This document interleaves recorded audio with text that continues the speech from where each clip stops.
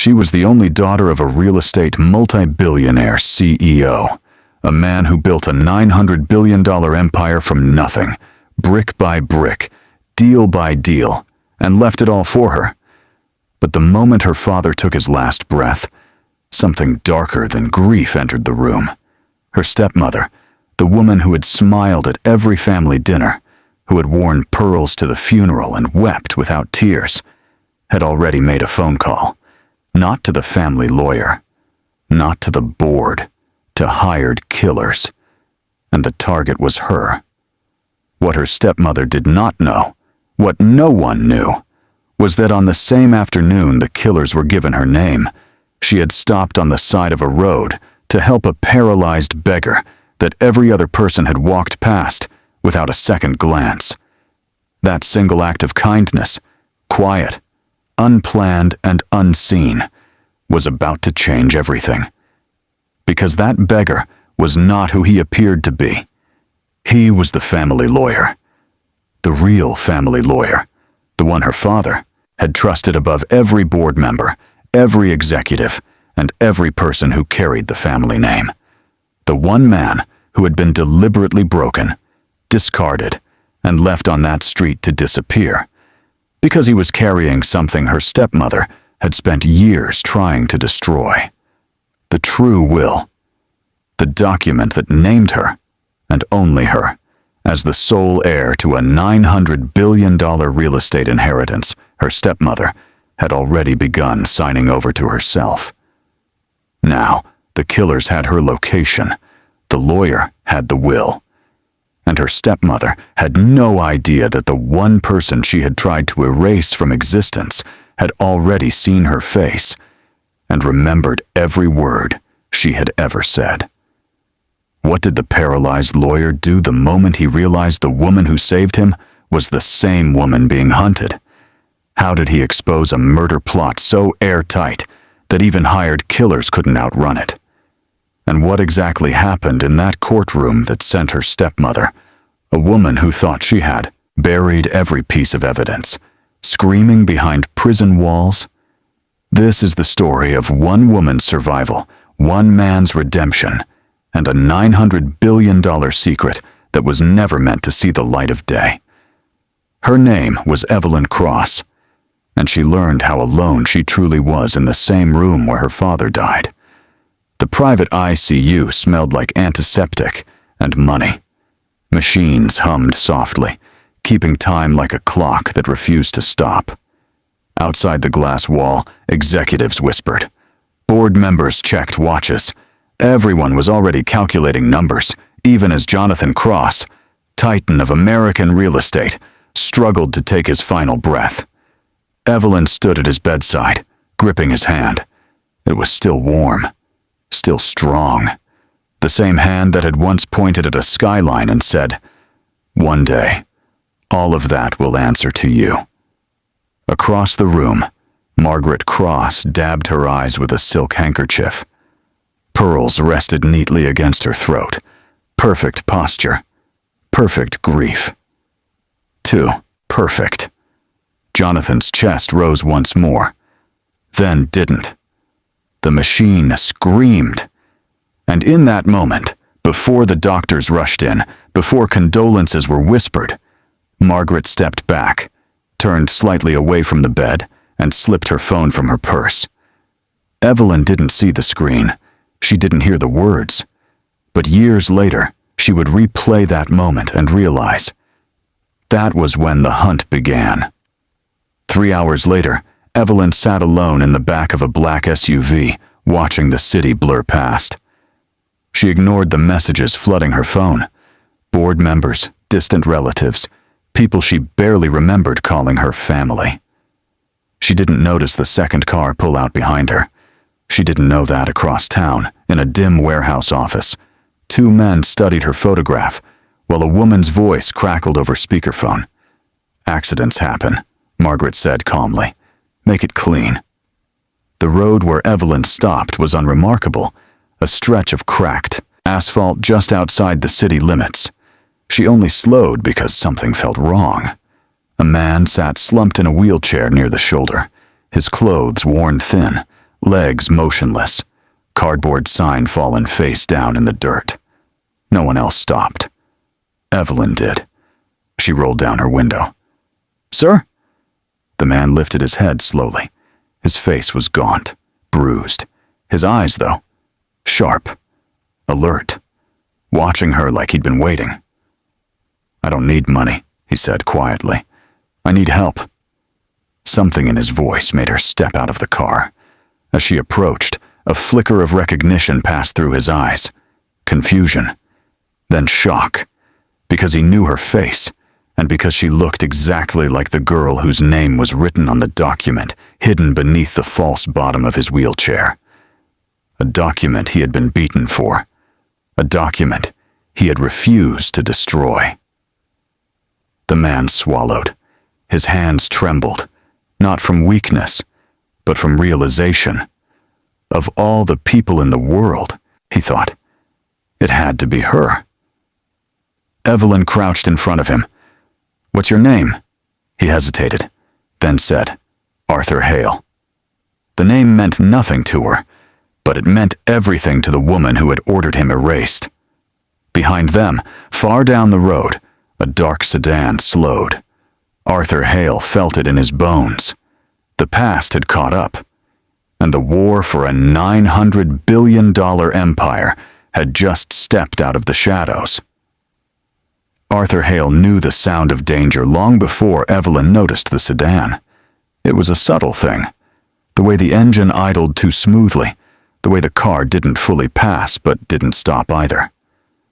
Arthur had learned to recognize that sound years ago, back when he wore tailored suits instead of borrowed rags, back when men listened when he spoke instead of stepping over him on the sidewalk. His fingers tightened around the armrest of the wheelchair. "Get back in your car," he said quietly.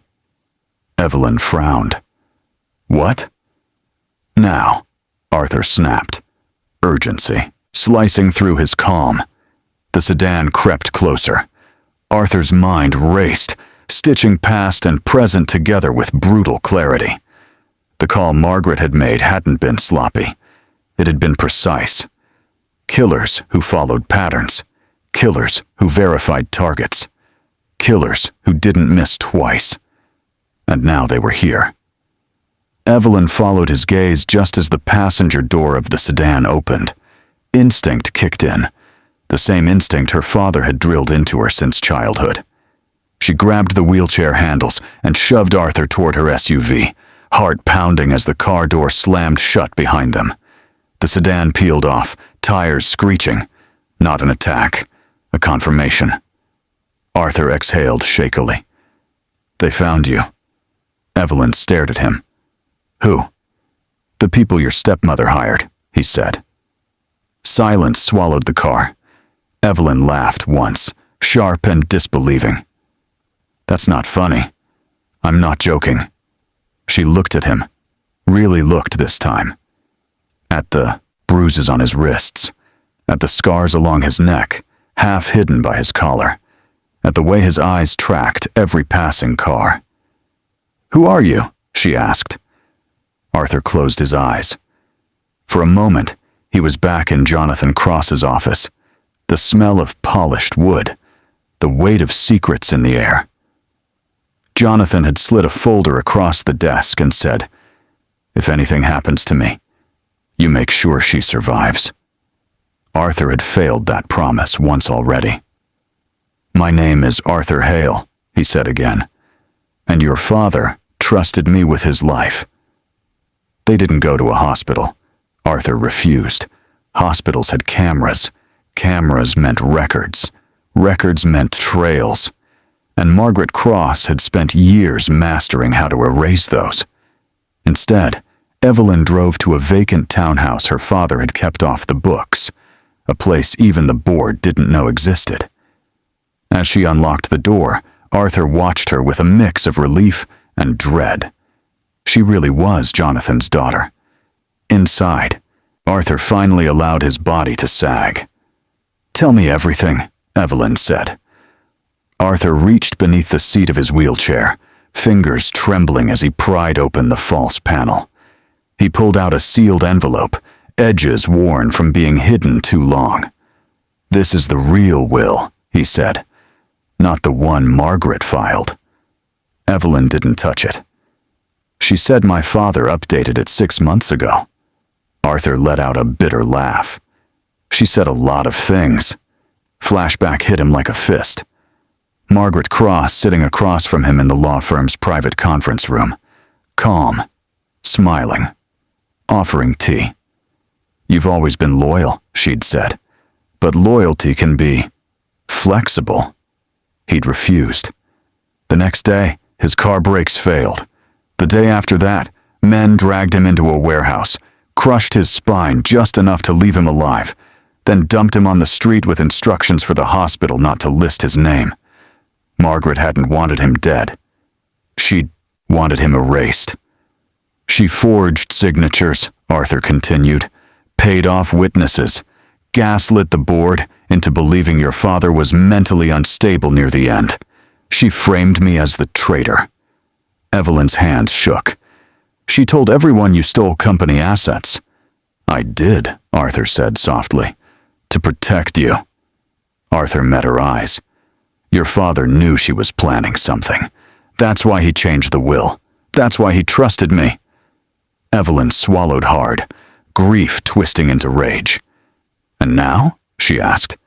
"Now she thinks you'll die before anyone can challenge her."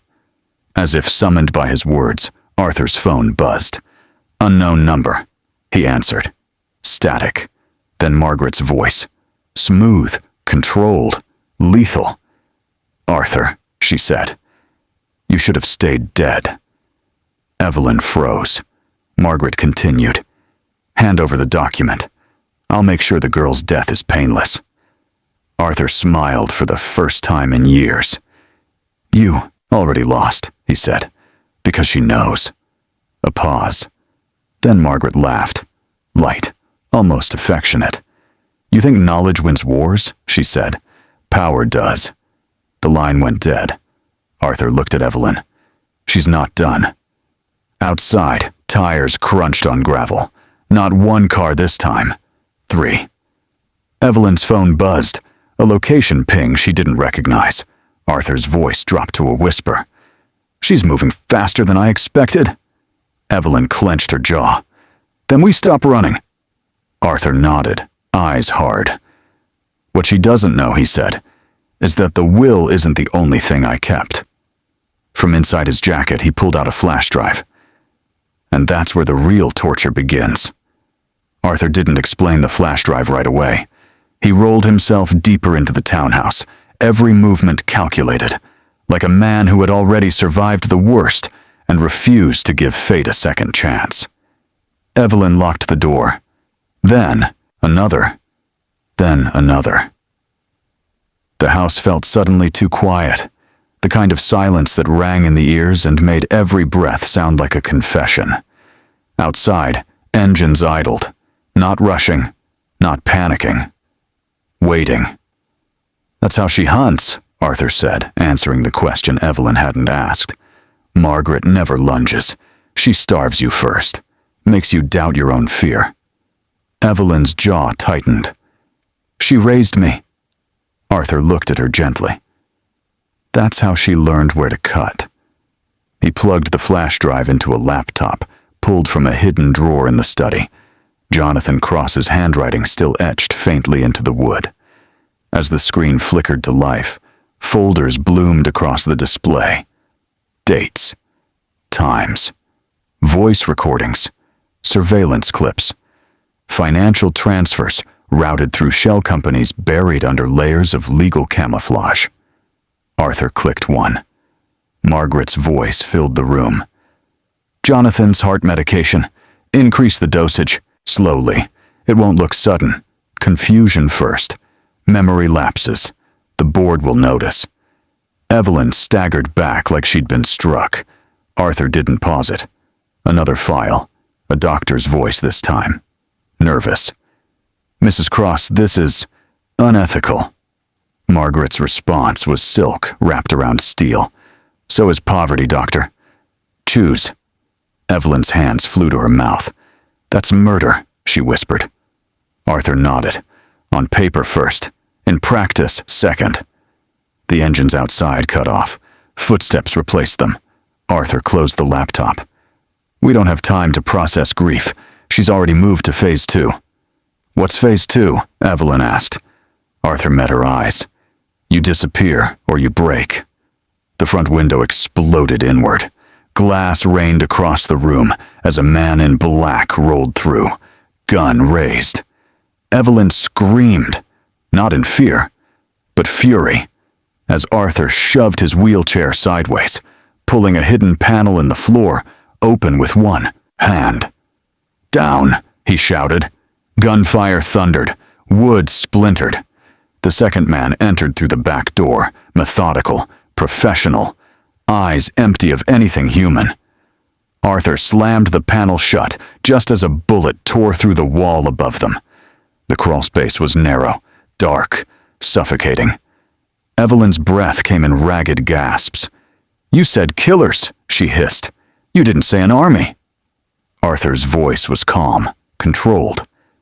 Margaret doesn't hire men. She hires outcomes. They crawled. Above them, furniture overturned. Drawers yanked open. One of the men laughed. She's not here, he said into a calm. But she was. Arthur's hands shook, not from fear, but rage. Memories flooded back, boots on concrete, fists to ribs, Margaret's voice in his ear. You should have stayed loyal. They emerged through a hidden exit into an alley behind the townhouse. Arthur grimaced as Evelyn helped lift him into the passenger seat of her SUV. As she started the engine, Arthur said quietly, She's going to frame you next. For what? Evelyn snapped. Arthur didn't answer. Her phone buzzed. A news alert. Breaking. Cross Industries CFO found dead in apparent suicide. Note, implicates Evelyn Cross in financial fraud. Evelyn stared at the screen, blood roaring in her ears. That's impossible, she whispered. Arthur closed his eyes. It's already done. Margaret's strategy unfolded with ruthless elegance. The media devoured the story. Talking heads dissected Evelyn's cold demeanor. Old photos were recontextualized, lies repeated until they sounded like memory. Within hours, arrest warrants were drafted. She's isolating you, Arthur said. Same thing she did to me, same playbook. Evelyn slammed the steering wheel. She killed my father. She's killing my name. She's trying to kill me. And she's winning. Arthur leaned closer. No, she's overplaying. How? Because she believes the courtroom belongs to her. Arthur reached into his jacket again, pulling out a slim recorder. This, he said, is Margaret Cross confessing to orchestrating corporate assassinations disguised as bankruptcies. Judges, politicians, 3 board members. Evelyn stared. Why didn't you release this? Arthur's voice dropped. Because she's not afraid of prison.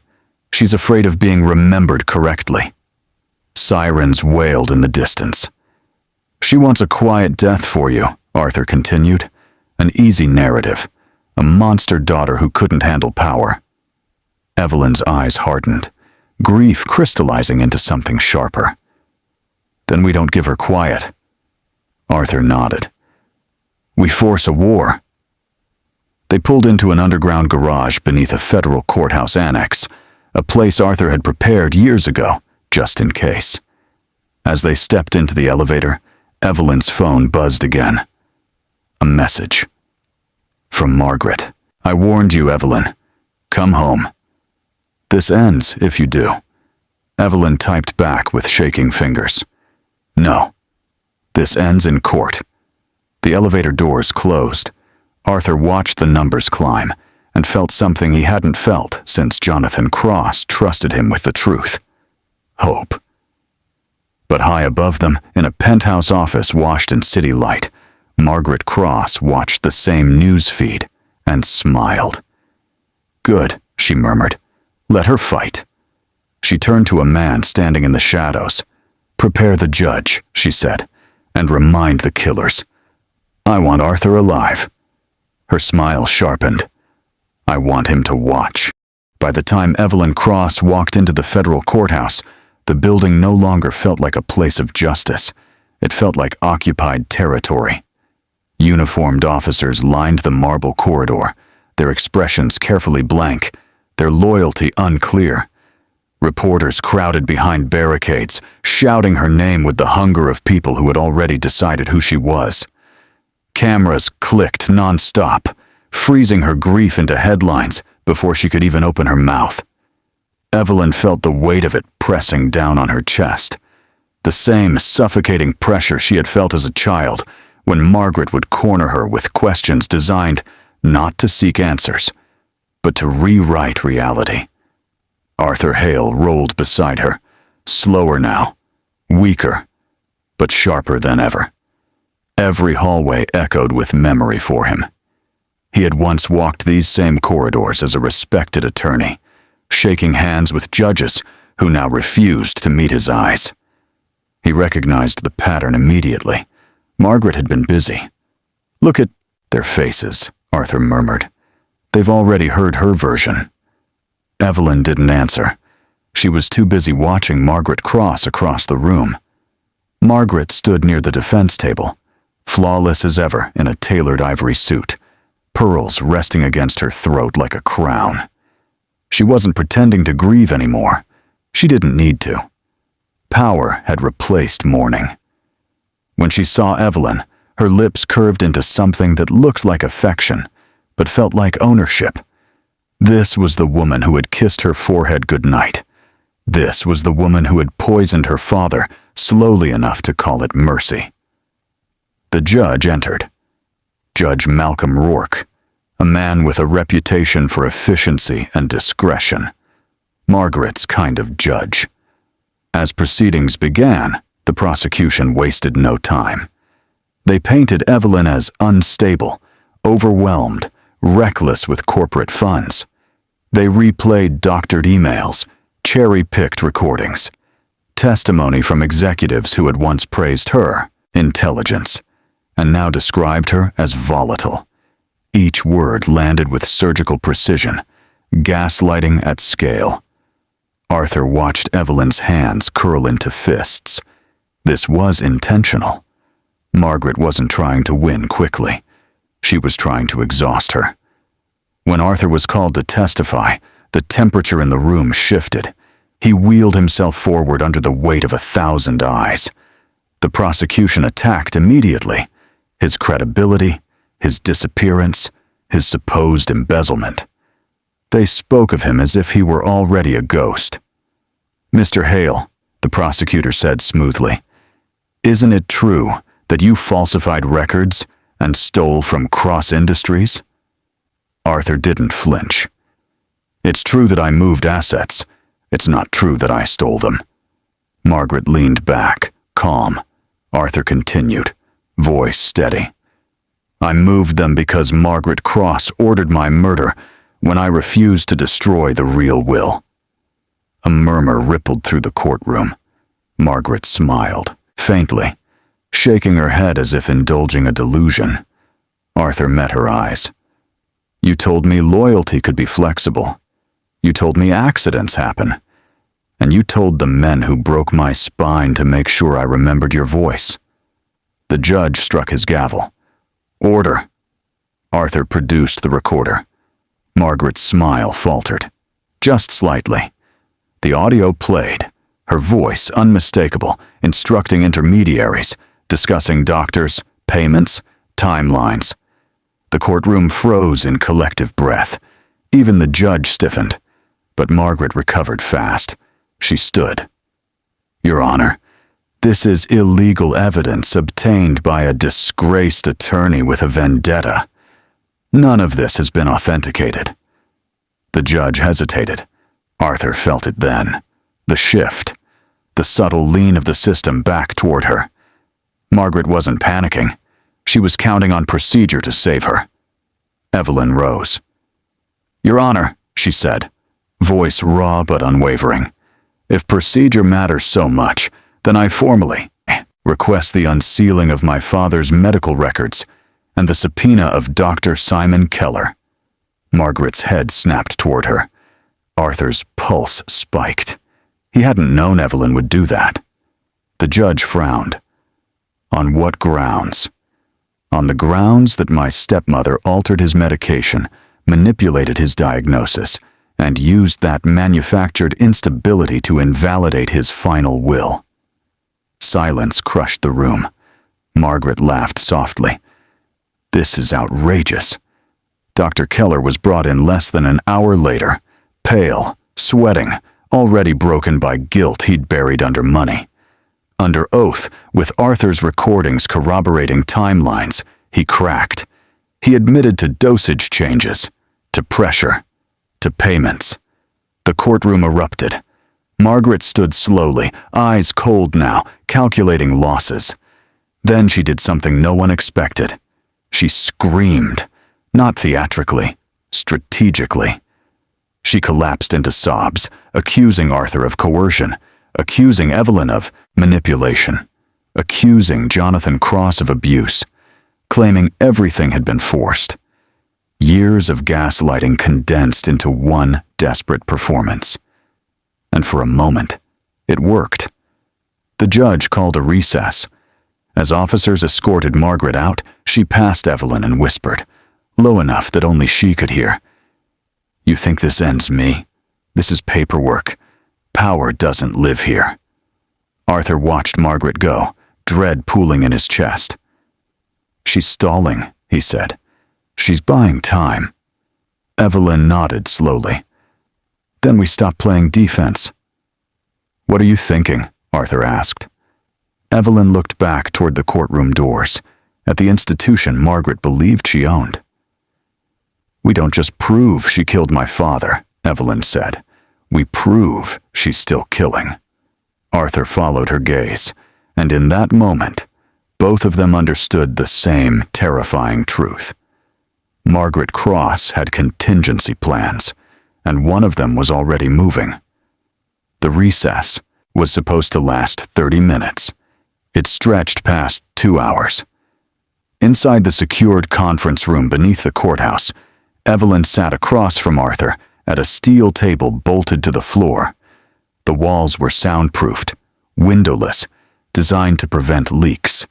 Designed, Arthur knew, for people who were considered dangerous or disposable. Neither of them spoke at first. The adrenaline from the courtroom had drained away, leaving something heavier behind. The slow, nauseating realization that winning a battle didn't mean surviving the war. Arthur finally broke the silence. "She's not trying to walk free," he said. "She's trying to reset the board." Evelyn leaned back, rubbing her temples. Her father's voice echoed in her memory. "Power doesn't panic. It relocates." She had never understood how literal that warning was until now. "They'll indict her," Evelyn said, though the words sounded hollow even to her own ears. "There's too much evidence." Arthur shook his head. "Indictment isn't containment. Margaret doesn't need innocence. She needs leverage." As if summoned by the word, the room's single monitor flickered to life. Breaking news. Cross Industries. Stock free falls amid legal chaos. Emergency board session called. Arthur felt a cold weight settle in his chest. "She's triggering the collapse," he said. "If the company burns, so does everything tied to it. Trusts, estates, liabilities, including your inheritance." Evelyn stared at the screen. She'd destroy a $900 billion empire just to avoid losing.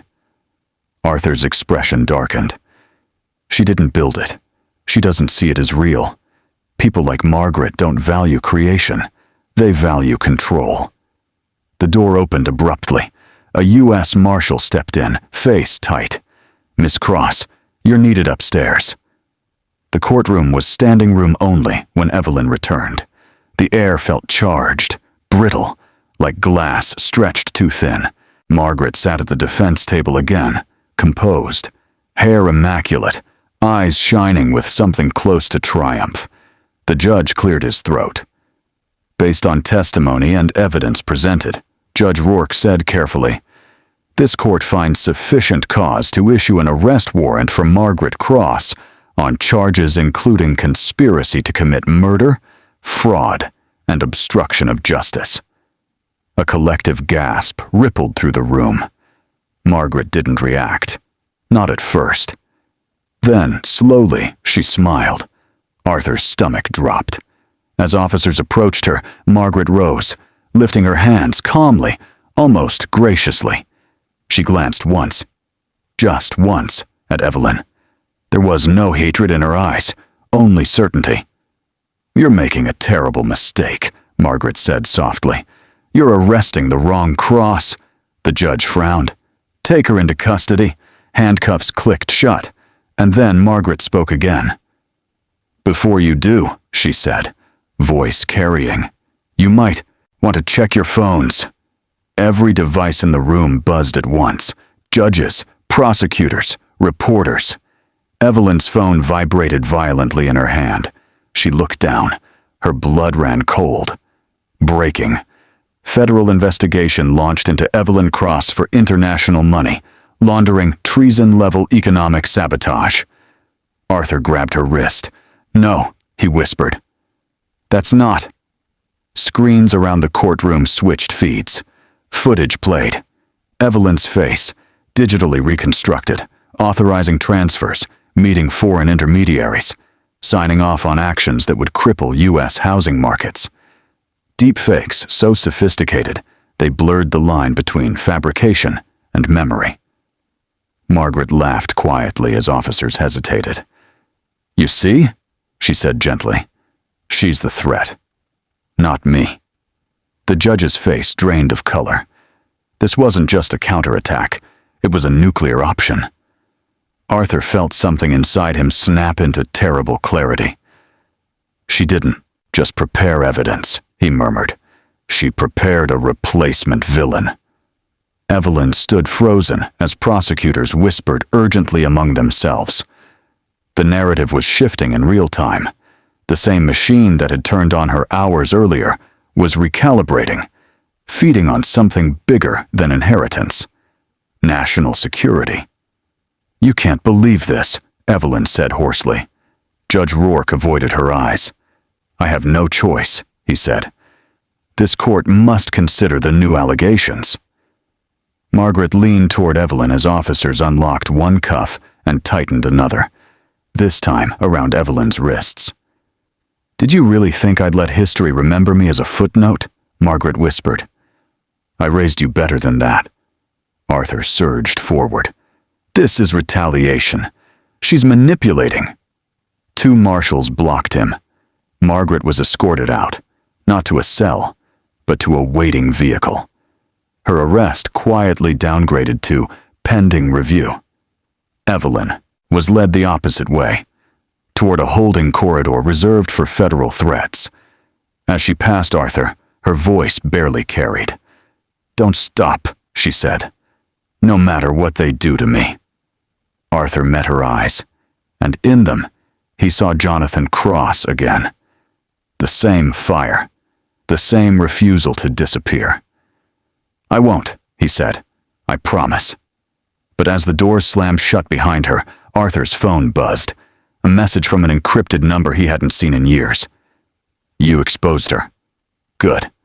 Now finish it. Because Margaret Cross isn't the mastermind. She's the front." Arthur stared at the screen, heart hammering. Outside, the city kept moving. Inside, Evelyn Cross sat alone in a concrete room, accused of crimes she didn't commit, cut off from everything she knew, while a woman who had murdered her way through a dynasty walked free. Again. And somewhere above it all, a larger hand was tightening its grip on the $900 billion empire. The war wasn't over. It had just revealed its real enemy. Watch out for Part 2. Don't forget to like and subscribe to our channel. Get us to 1,000 subscribers. Tell us where you are watching from in the comment section.